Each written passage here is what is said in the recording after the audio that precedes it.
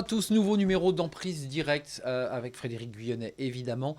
On va parler aujourd'hui alors d'un sujet qui vous concerne, un sujet de pédagogie, tiens, les instances syndicales. On en parle évidemment avec vous Frédéric, je suis très très heureux de vous retrouver comme à chaque fois dans Emprise Directe. Vous êtes le président du SNB, syndicat national de la banque, premier syndicat du secteur bancaire, faut-il le préciser. D'abord, un peu de pédagogie. Comment est organisé le SNB pour vous découvrir un peu de l'intérieur? Alors le SNB, donc le premier syndicat du secteur bancaire, on est le seul syndicat en France qui ne parle que de la banque, puisque c'est dans notre nom, un syndicat national de la banque. L'ADN. Exactement. Comment on est organisé? En fait, nous avons un bureau exécutif national d'une vingtaine de personnes, où on a les principaux délégués syndicaux nationaux des grandes banques. Et puis, j'ai voulu y intégrer des petites banques, enfin des représentants des petites banques, pour aussi avoir leur vision du dialogue social. Ces représentants sont dans les 4 branches où le SNB est présent, c'est-à-dire dans la branche Crédit Mutuel, Banque Populaire, AFB et les sociétés financières. Derrière ce bureau exécutif national de 20 personnes, on a un comité directeur qui va prendre toutes les grandes décisions en termes de gestion pour le syndicat. C'est 70 personnes, donc là c'est plus large, il y a plus de délégués syndicaux.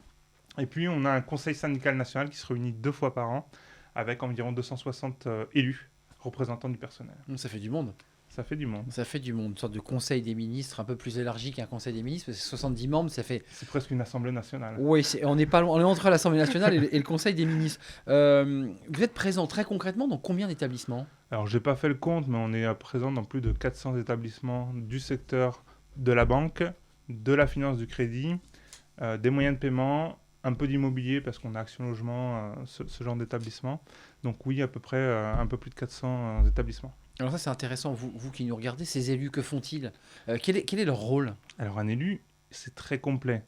Aujourd'hui, être représentant du personnel, c'est presque un métier à part entière. Il faut connaître les sujets sur le handicap, sur la formation professionnelle, sur la retraite. Il faut connaître parfaitement les métiers de son entreprise, puisque on le verra peut-être tout à l'heure, mais dans le rôle des élus, il y a aussi du conseil. Il faut connaître les sujets du handicap. Lorsque vous gérez un CSE, il faut aussi s'intéresser aux activités socioculturelles, les voyages, etc. Oui. Puis il faut connaître bien le code du travail, bien entendu. Pour être capable de pouvoir répondre en temps réel la plupart du temps, parce que souvent le collaborateur, le salarié vient vous voir et il veut la réponse. Il faut être capable ou de lui dire peut-être laisse-moi le temps quand même d'aller jeter un œil, parce que ce que tu me dis est très technique. C'est souvent très technique. Si on devait décrire la journée type d'un élu, ça serait quoi une journée type d'un élu? Alors il n'y a pas 2 journées type. Il parle beaucoup l'élu quand même, il faut qu'il s'exprime beaucoup. Alors l'élu il parle beaucoup, mais il écoute aussi beaucoup. Parce qu'il est en fait, c'est pas un rempart, mais il est le lien entre la direction et les salariés. C'est-à-dire qu'il a connaissance de ce que va faire la direction, de ce que va mettre en place la direction. La plupart du temps, il participe d'ailleurs à cette organisation-là par des négociations. Bien sûr. Et donc, il est ce lien entre la direction et les salariés. Des salariés peuvent venir voir un élu du personnel parce qu'il ne se sent pas bien sur son poste, parce qu'il y a un conflit avec un collègue, avec son manager, parce que... Ça, c'est les cas les plus typiques, ça. Ça, c'est la vie du quotidien dans l'entreprise. C'est la vie du quotidien. Il a besoin de l'élu aussi pour faire du coaching de temps en temps. Lorsque vous avez un entretien professionnel, l'entretien de fin d'année, l'élu est là pour donner des clés pour remplir ces entretiens-là. Donc voilà. C'est-à-dire pour être capable de pouvoir matcher ou répondre aux questions du DRH ou du manager. C'est de ça dont il est question. Exactement. Très, très intéressant.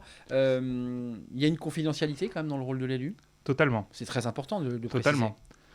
Il y a une confidentialité complète avec ce que nous disent les salariés.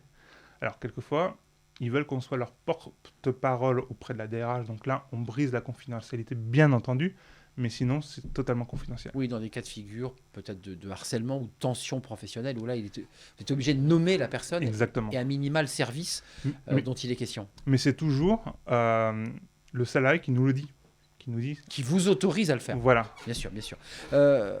Quelle qualité il faut? Alors, ça s'adresse à tous les élus, mais à vous aussi.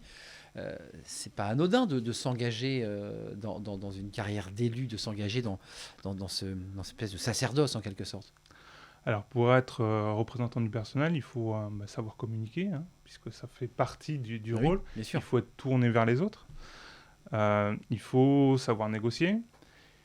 Il faut vraiment être à l'écoute. C'est vraiment ça, être à l'écoute. Je pense que ça, c'est plutôt donné à tout le monde. C'est le mot qui ressort dans... Si vous êtes tourné vers les autres, vous êtes à l'écoute.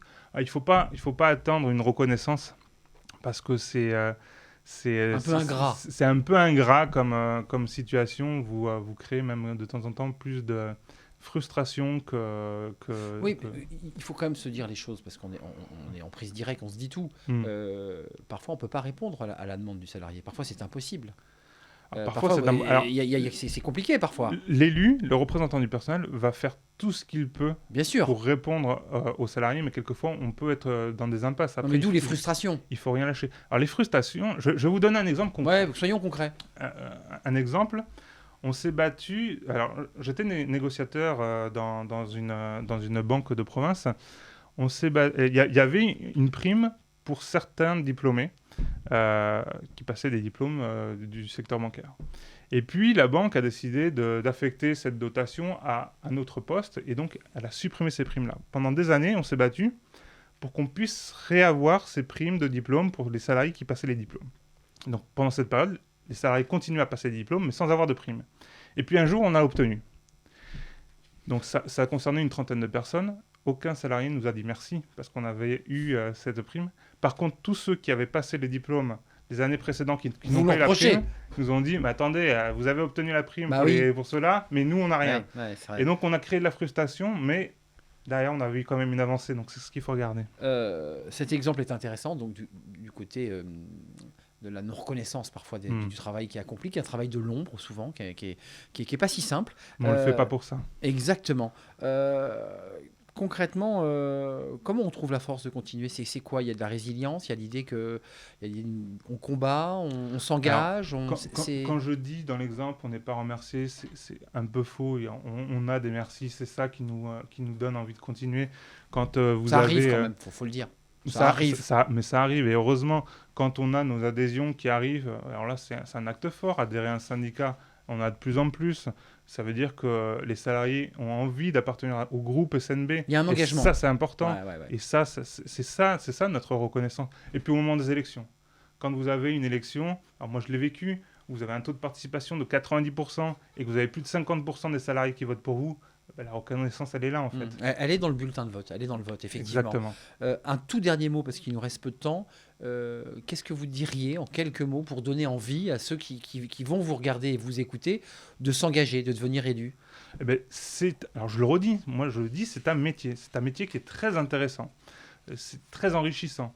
D'ailleurs, au SNB, on est en train de travailler sur le fait de valoriser cet engagement syndical pour qu'ensuite, une fois que vous avez fait ce mandat-là, 1, 2, 3 mandats, vous puissiez intégrer d'autres métiers dans la banque qui puissent correspondre à tout ce que vous avez acquis en termes de ce que vous avez acquis en termes d'expérience. Donc, si vous voulez devenir élu, alors nous, en priorité, on veut des personnes qui soient engagées, qui soient tournées vers les autres. On ne veut pas de personnes qui soient là pour se reposer. Enfin voilà. Donc, on vous fait confiance, Frédéric. Si ça vous intéresse de vous engager, rapprochez-vous de vos délégués syndicaux qui sont en entreprise. Et puis, si le SNB n'existe pas dans votre entreprise, il suffit de le créer. Ça, c'est pas compliqué. Ouais. Vous vous rapprochez du SNB national. J'en reçois régulièrement. Et puis, on crée une section syndicale. Et puis, et c'est parti. Et c'est parti. L'engagement. Voilà les conseils pratiques de Frédéric Guyonnet. Merci, Frédéric. Merci. Pour ce numéro en prise directe, très concret, dévoilant en quelque sorte les coulisses et même la psychologie de l'élu, parce qu'il faut quand même beaucoup d'énergie, beaucoup d'envie, beaucoup d'engagement aussi. Merci pour ce numéro d'Emprise Directe. On se retrouve évidemment dans un mois pour un nouveau numéro d'Emprise Directe. Merci.